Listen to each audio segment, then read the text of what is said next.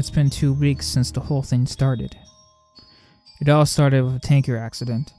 It was all over the news. Everyone thought it was just another oil spill. There were plenty of volunteers, plenty of people, waiting to help the poor, defenseless animals, plenty of victims. Within hours of the tanker accident, it started happening. The animals had gone crazy. They were scratching and biting the cleanup volunteers. They said there was an adverse effect to whatever was in the tanker. Rescue workers were still trying to get the crew out of the ship. They could hear screaming inside. There were screams to open the doors, but that's when it all went to hell as soon as they cut the door out. There were 6 minutes of broadcast before it went silent. 6 minutes of screaming and agony. The ship crew attacked the rescue workers like rabid baboons. They were breaking bones and tearing flesh. The people in the shore weren't faring any better. Those that had been attacked by animals were attacking everyone else. It was worse than any war zone report. It was just sheer brutality, and yet the broadcast still went on for 6 minutes. There were 6 minutes and then blank faces. Nobody could explain what happened. They tried to continue with the regular news, the economy, the weather, an acute human interest story. But they couldn't make us unsee what we saw. I tried to continue with my regular existence. But every time I switched on to the news or walked by the news stand, it was there. The big mystery. They had some explanation. It was an infection or maybe a brain parasite. But it didn't matter. It wasn't the infection we were afraid of. It was them. 4 days after the initial report, a state emergency was raised. And yet, we've all seen this before. In every zombie movie ever. People didn't know who to trust. People were stockpiling food, weapons. Some tried to flee, but it seems every zombie movie was right. They didn't make it. 3 days later, they arrived in my town. I expected moans, shuffling corpses, and dismemberment, but that's where the movies lied. They ran through the streets, screaming, and I remember running to my front door as fast as I could, locking, barricading, and doing anything to make sure it would stay shut. And then I headed for the window. I was on the second story, and I could see the carnage. They were unstoppable. They were aware. A group of them made their way through a building across the street. They jumped straight through the plate glass windows. Even shards slicing through them made no difference. They just keep coming. My barricade wasn't going to hold. I rushed to my flat, grabbing supplies and jamming them into the most secure room of the flat. I went back for one last look across the street, and I wish I hadn't.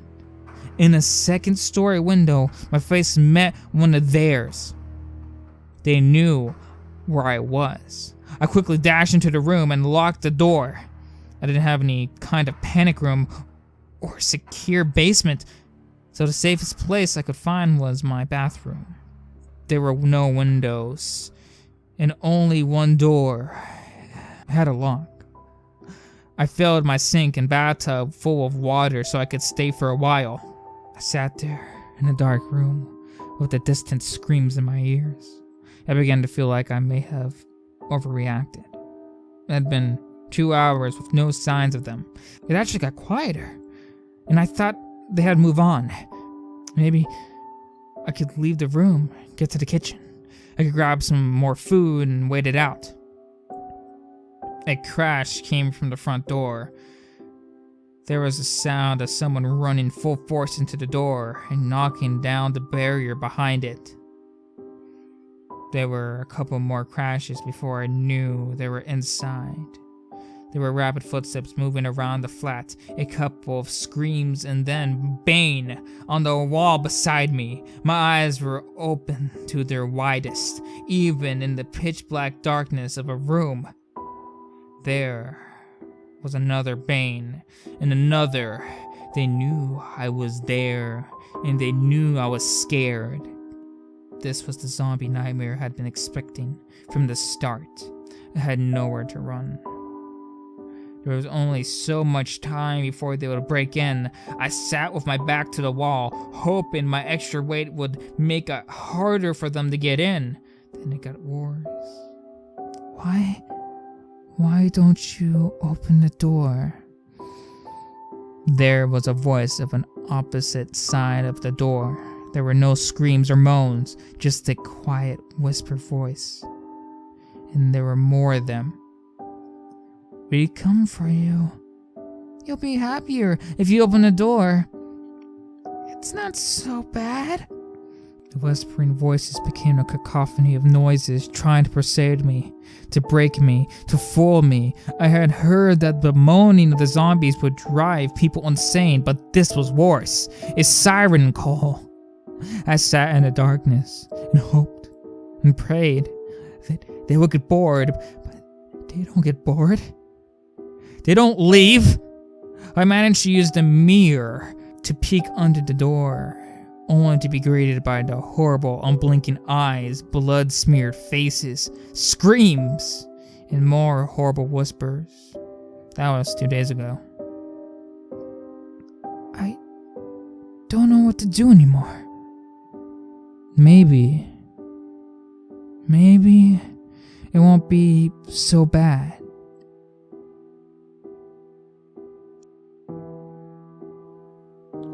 Hey guys, I hope you enjoyed that creepypasta.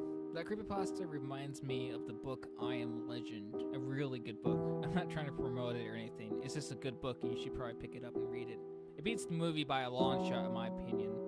Well, that's my opinion, you don't have to agree with me. Anyway guys, CreepyrustedSilver out. Have good nightmares.